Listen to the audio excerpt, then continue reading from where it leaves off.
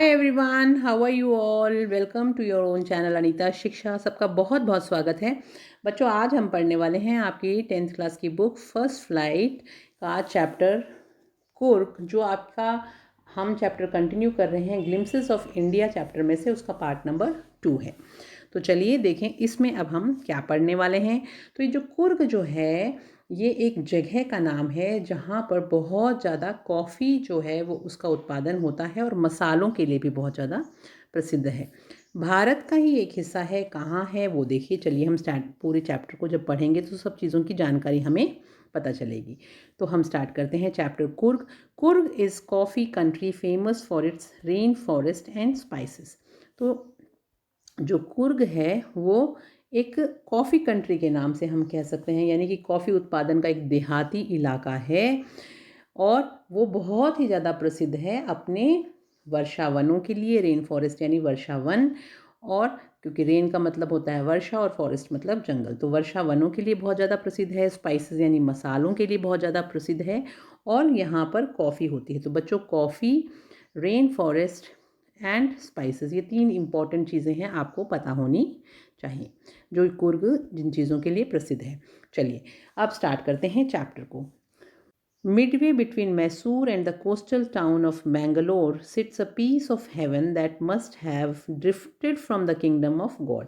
यानी मैसूर व तटवर्ती कस्बा मैंगलोर के मध्य में स्वर्ग का एक भाग स्थित है, जो कह सकते हैं कि ज़रूर से यानी पक्का से या अवश्य ही हवा के झोंकों के साथ ईश्वर के राज्य से यहाँ पर बह आया होगा, क्योंकि वो बहुत ज़्यादा खूबसूरत है। तो ऐसा लगता है स्वर्ग का कोई टुकड़ा है जो वहाँ से बह के यहाँ आ गया है। This land of rolling hills is inhabited by a proud race of martial man, beautiful women and wild creatures. अब इस जगह की जो विशेष चीज़ें हैं उस पर आप ध्यान दीजिए कि गोलाई ली हुई पहाड़ियों की इस भूमि पर लड़ाकू पुरुषों तथा सुंदर महिलाओं की एक गर्वीली प्रजाति व जंगली जानवर निवास करते हैं। कुर्ग और Kodagu, the smallest district of Karnataka, is home to evergreen rain forest. यानी ये जो कुर्ग या कोडागू जो है, ये कर्नाटक का सबसे छोटा ज़िला है और ये अपने रेन फॉरेस्ट यानी एवरग्रीन यानी सदाबहार और रेन फॉरेस्ट यानी वर्षा वनों के लिए, स्पाइसेस यानी मसालों के लिए, एंड कॉफ़ी प्लांटेशन, और यहाँ पर कॉफ़ी की जो खेती है वो सबसे ज़्यादा होती है, उसके लिए बहुत ज़्यादा प्रसिद्ध है। Evergreen rain forest cover 30% of this district. और यहाँ पर ये जो सदाबहार जो वर्षा वन है वो इस ज़िले के लगभग 30% जो इलाका है उसको कवर करते हैं। During the monsoons, it pours enough to keep many visitors away. The season of joy commences from September and continues till March। अब मानसून के दौरान यहाँ बहुत ज़्यादा वर्षा होती है, बारिश होती है, तो जिसके कारण बहुत से पर्यटक जो हैं वो दूर ही रहते हैं, यानी यहाँ पे यात्रा नहीं करते, क्योंकि पहले ही खूब बरसात होती है और मानसून में तो और भी ज़्यादा होने लग जाती है, तो उस समय थोड़े पर्यटक यहाँ पे कम आते हैं। लेकिन आनंद की जो ऋतु है, यानी अगर किसी को घूमना हो तो वो सितंबर के शुरुआत से लेके मार्च तक जारी रहती है। उस समय में आप यहाँ पे आ सकते हो। The weather is perfect with some showers thrown in for good measure. क्योंकि मौसम जो है वो उस समय थोड़ी एक्स्ट्रा कहते हैं ना, अतिरिक्त जो बौछारें हैं उनके साथ काफ़ी अच्छा लगता है, अच्छा रहता है, हल्की हल्की बरसात होती रहती है। The air breathes of invigorating coffee. और जो यहाँ की जो हवा है, जो वायु है, उसमें जो कॉफ़ी है ना, वो उसकी सुगंध आती रहती है, जिससे कि उसकी सुगंध ही उसको इतना ज़्यादा ऊर्जावान बना देती है कि बहुत एनर्जेटिक महसूस होता है। Coffee estates and colonial bungalows stand tucked under the tree canopies in prime corners. और यहाँ पर जो कॉफ़ी की जो भूसंपदा है और उसके जो मुख्य कोनों में जो औपनिवेशिक बंगले जो बने हुए हैं, वो वृक्ष यानी जो पेड़ हैं उनके शामियानों के नीचे ऐसे सिमटे खड़े हुए से दिखाई देते हैं। कैनोपीज़ का मतलब होता है पेड़ों की जो छाया इकट्ठी हो जाती है प्राइम कॉर्नर्स पे, पेड़ आपस में एक दूसरे से मिल जाते हैं, 2-3 पेड़ों की जो टहनियाँ हैं तो वो एक शामियाना सा बना लेती हैं, उसको हम कैनोपीज़ कहते हैं। तो कहा जा रहा है कि जो ये औपनिवेशिक जो बंगले हैं उनके ऊपर वो जो पेड़ हैं वो ऐसे एक शामियाना सा बना देते हैं उन घरों के ऊपर, उन बंगलों के ऊपर, बहुत ही खूबसूरत लगता है। ये आप देखिए बच्चों, चित्र में आपको दिखाई दे रहा होगा कि किस तरह का पहनावा इन्होंने पहन रखा है। ये कुर्ग का ही एक व्यक्ति है और उसके पहनावे के बारे में अब हम पढ़ने वाले हैं। तो चलिए आगे देखते हैं। The fiercely independent people of Coorg are possibly Greek और अरेबिक डिसेंट, यानी कि ऐसा माना जाता है कि ये जो कुर्ग के जो उग्र आज़ाद लोग हैं वो संभवतः, पॉसिबली यानी संभवतः, ग्रीक या अरब के जो लोग हैं उनके डिसेंट यानी उनके वंशज माने जाते हैं। अब ऐसा क्यों है? As one story goes, a part of Alexander's army moved south along the coast and settled here when return become impractical. तो जैसा कि कहानियों में प्रचलित है कि सिकंदर की जो सेना है उसका एक भाग तट के सहारे सहारे, यानी एक जो टुकड़ी थी वो तट के सहारे सहारे दक्षिण चला गया, और जब वापसी उसकी अव्यवहारिक हो गई यानी वापसी जो थी वो असंभव हो गई, तो वो लोग यहीं पर आके बस गए। These people married amongst the locals and their culture is apparent in martial traditions. तो ये जो लोग थे, इन लोगों ने क्या किया कि यहाँ के जो स्थानीय निवासी थे, local, and their culture is apparent in the martial traditions, marriage and religious rites which are distinct from the Hindu mainstream. अब उन्होंने क्या किया कि यहाँ के जो निवासी थे उन्हीं में विवाह संबंध स्थापित कर लिए, और इनकी जो संस्कृति है वो भी स्वाभाविक रूप से लड़ाकू जो परंपराओं में होती थी वैसी ही है। विवाह और धर्म संस्कार जो हैं वो हिंदू मुख्य धारा से थोड़े डिफरेंट हैं, यानी कि इन्होंने यहाँ के लोगों से शादी तो करी, लेकिन जो इनके वैवाहिक जो रीति रिवाज थे उन्होंने वो अपने ओरिजिनल रीति रिवाजों को ही उन्होंने कंटिन्यू रखा। The theory of Arab origin draws support from the long black coat.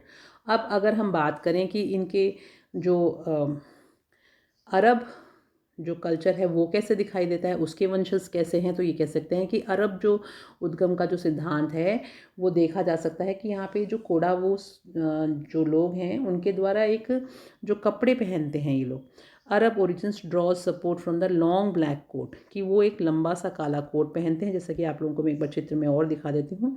ये देखिए काला सा लंबा सा जो कोट पहना हुआ है, इसके बारे में बात करी जा रही है। यहाँ पे लॉन्ग ब्लैक कोट जो पूरा इतना लंबा है, और यहाँ पे कमर पे इन्होंने एक बेल्ट बांध रखी है। अब हम इसके बारे में पढ़ेंगे। तो चलिए, the theory of Arab origin draws support from the long black coat with an embroidered waist belt. अब जैसा कि अभी आपको मैंने चित्र में भी दिखाया था कि वो एक लंबा सा काला कोट था और उसके ऊपर एक वेस्ट में यानी कमर पे एक बेल्ट जैसी पहनी हुई थी, जो कि कशीदाकारी करी हुई थी, यानी कि कशीदाकारी करी हुई कमर के ऊपर उन्होंने एक बेल्ट सी पहन रखी थी। नोन एज कुपिया, और इसका जो नाम है वो क्या है, उसको कुपिया नाम से जाना जाता है। ये जो कपड़ों के बारे में भी हमने बात करी कि जिस तरह के इन्होंने कपड़े पहने हुए हैं वो कुपिया के रूप में इनको जाना जाने वाला एक it resembles the keffiyeh worn by the Arabs and the Kurds, क्योंकि वो जो ड्रेस है वो अरबों के द्वारा, जो अरब जो लोग थे वो लोग कुर्दों द्वारा पहने जाने वाले जो कुफिया से मिलता जुलता है। तो इनका जो ड्रेस का नाम है वो तो है कुपिया, और जो अरब लोग जो पहनते थे उसका नाम था कुफिया। तो यहाँ पर देखिए सिर्फ ये डबल पी आया है डबल एफ की जगह पे, यहाँ पे आपको डबल पी दिखाई देगा और यहाँ पे डबल एफ है। बाकी नाम जो है वो कुपिया एंड कुफिया मिलता जुलता सा है, और दिखने में भी बिल्कुल सेम टू सेम ही है कि काले रंग का एक कोट सा पहनते हैं और कमर के ऊपर एक कसीदाकारी किया हुआ कमरबंद पहनते हैं। तो इसलिए ये जो चीज़ है ये इस चीज़ का समर्थन करती है कि वो लोग अरब जो लोग थे उनके भी वंशज थे।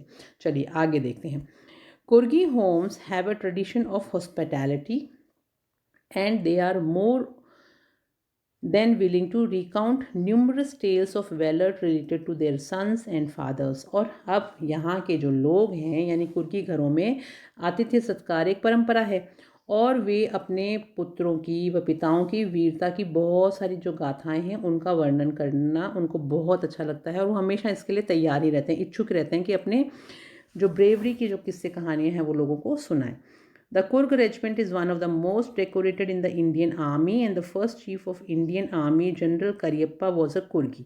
अब जो कुर्ग रेजिमेंट है जो भारतीय सेना में, वहाँ पर सबसे ज़्यादा वीरता का जो पुरस्कार प्राप्त करने वाली रेजिमेंट है और जो हमारे सबसे पहले भारतीय सेना का जो प्रथम थल सेना अध्यक्ष जो बने थे जनरल करियप्पा, वो भी एक कुर्गी थे। ये नाम आप याद रखिएगा, जनरल करियप्पा ये भी एक कुर्गी थे और ये सबसे पहले चीफ थे, first chief of Indian army.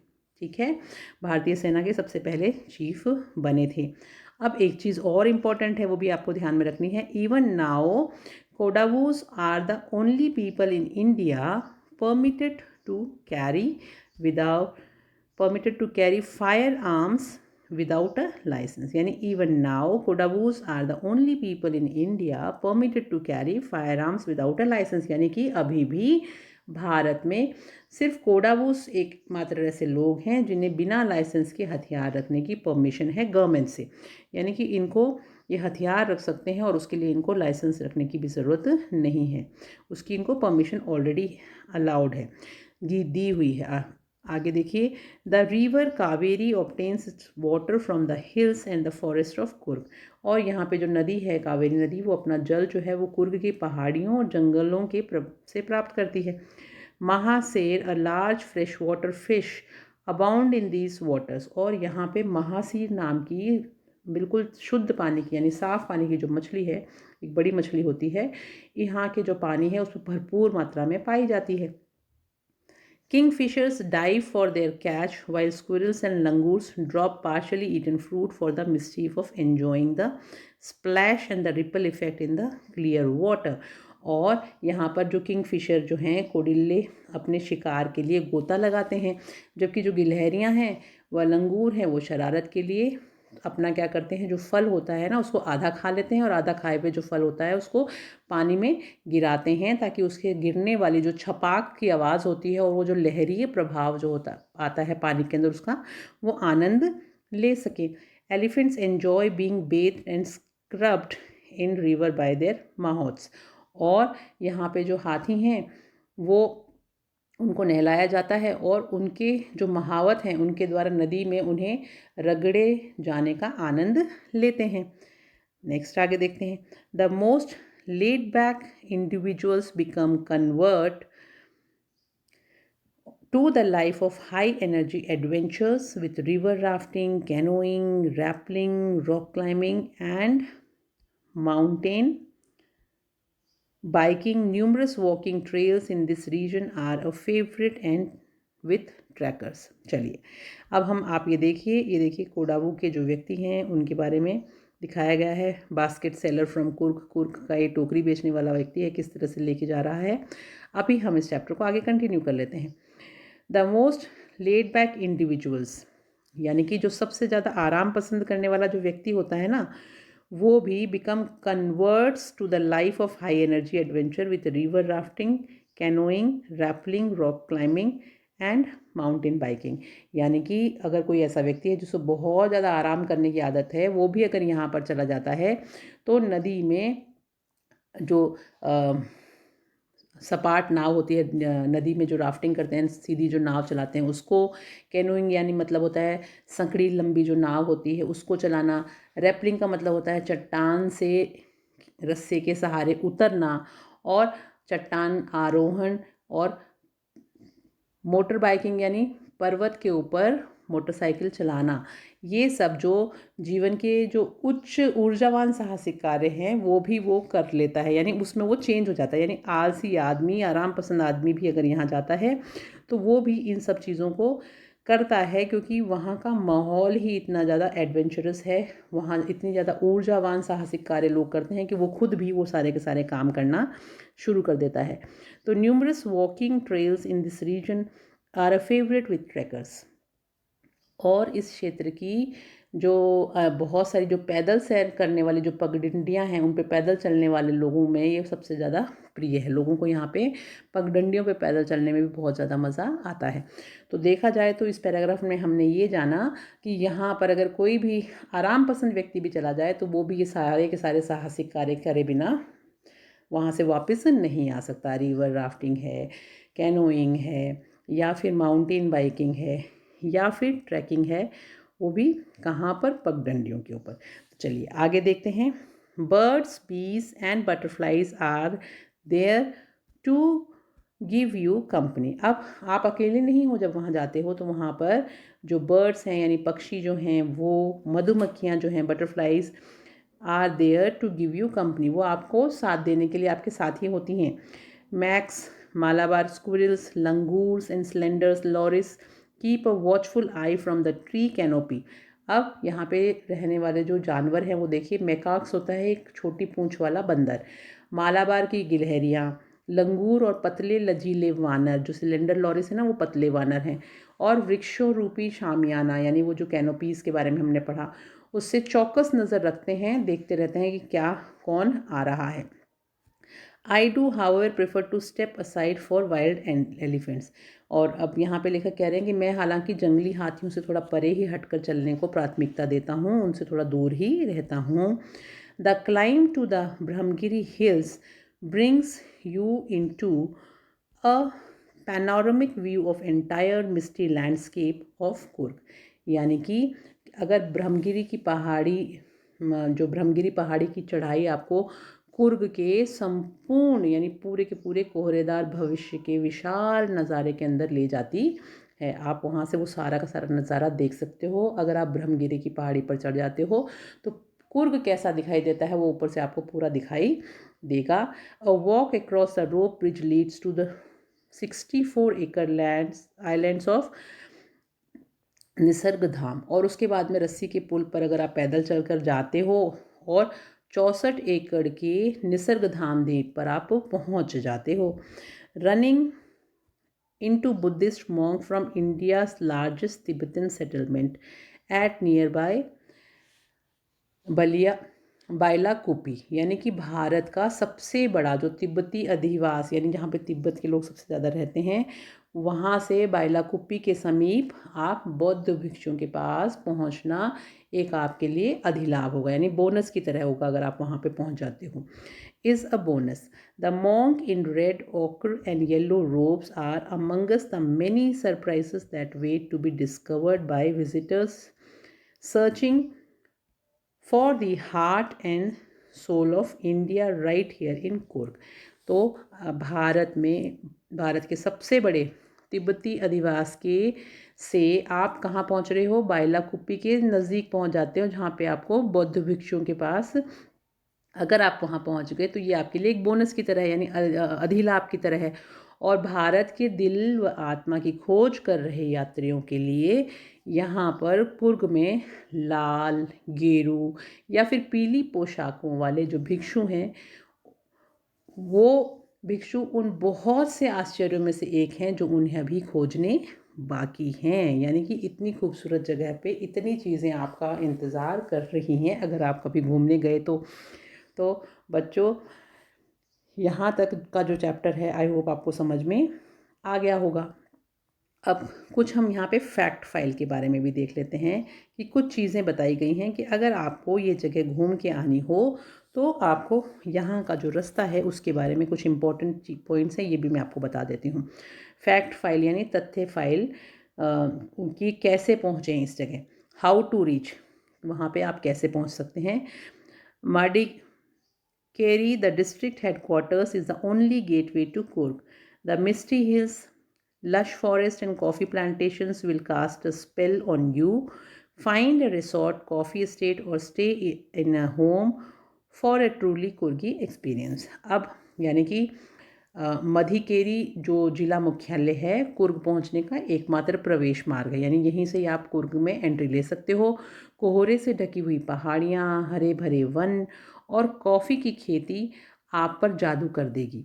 एक रिसॉर्ट में आप रह सकते हो या फिर कॉफ़ी भूसंपदा या एक घर में ठहरना, अगर आपको कोई कुर्गी घर मिल जाए जिनमें आप रुक सकते हैं तो वो आपके लिए बहुत ही अच्छा अनुभव, वास्तविक अनुभव होगा। दूसरी इन्होंने बताया है कि बाय एयर, कि अगर आप हवाई जहाज़ द्वारा जाते हो तो आप कैसे जाओगे। The nearest airport are Mangalore and Bangalore. Mangalore 135 kilometre है और बैंगलोर 260 किलोमीटर, यानी निकटतम हवाई अड्डा जो है वो मैंगलोर, वो आपका 135 किलोमीटर पर है और बैंगलोर 260 किलोमीटर पर है। There are flights to Mangalore from Mumbai and to Bangalore from Ahmedabad, Chennai, Delhi, Goa, Hyderabad, Kochi, Kolkata, Mumbai and Pune। अब मुंबई से मैंगलोर के लिए हवाई यात्रा की सुविधा है और बेंगलोर के लिए अहमदाबाद, चेन्नई, दिल्ली, गोवा, हैदराबाद, कोची, कलकत्ता, मुंबई और पुणे से है। तो ये दो आपको रूट बताए हैं कि बाय एयर जाएं तो आप ऐसे जा सकते हैं। बाय रेल, अब अगर आपको रेलगाड़ी से जाना हो, the nearest rail heads are at Mysore, Mangalore and Hassan. और अगर आपको रेल से जाना है तो सबसे निकटतम जो रेलवे स्टेशन है वो है मैसूर में, मैंगलोर और हासन में। अब तीसरी चीज़ ये बता रहे हैं कि चलिए, अगर आपको इन सब चीज़ों के माध्यम से नहीं जाना और अगर आप जाना चाहते हो रोड के माध्यम से, तो बाय रोड अगर आपको जाना है, there are 2 routes to Coorg from Bangalore, both are almost the same distance, around 250 to 260 kilometres. The route via Mysore is the most frequented one. The one route is via Nelamangala, Kunigal और चेन्नरायापट्टनम होकर जाता है। ये सारा का सारा है। तो यानी कि बेंगलोर से कुर्ग के लिए 2 मार्ग हैं, दोनों लगभग समान ही दूरी रखते हैं, यानी एक में 250 और एक में 260 किलोमीटर लगता है। मैसूर होकर जाने वाला मार्ग जो है वो लोग ज़्यादा यूज़ में लेते हैं, ज़्यादा प्रयोग करते हैं। दूसरा जो मार्ग है वो नीलामंगल से कुनिगल और चेन्नरायापट्टनम होकर जाता है। तो ये भी आप रूट फॉलो कर सकते हैं अगर आपको कुर्ग घूम के आना हो तो बच्चों, आई होप ये आपको बहुत अच्छा लगा होगा, चैप्टर समझ में आया होगा और कुर्ग के लोगों से अब आपका परिचय हुआ कि कैसे दिखते हैं कुर्ग के लोग। ये देखिए, आप इसकी पोशाक एक बार और देख लीजिए और आई होप अच्छे से समझने के बाद में आप इसे क्वेश्चन आंसर्स भी ढंग से कर लेंगे। बाकी आपको क्वेश्चन आंसर्स भी वीडियो में मिल जाएंगे, नेक्स्ट वीडियो में आप उससे पढ़ सकते हैं। और लाइव क्लासेस भी आप लोग अटेंड करिए, अब आपके एग्ज़ाम्स नज़दीक आने वाले हैं। तो जाने से पहले एक बार आप लोगों से रिक्वेस्ट करना चाहूँगी, जो बच्चे बिल्कुल नए हैं, अगर चैप्टर अच्छा लगा हो, समझ में आया हो, तो जाने से पहले लाइक, सब्सक्राइब और शेयर करना बिल्कुल मत भूलिएगा। Thank you, have a nice day.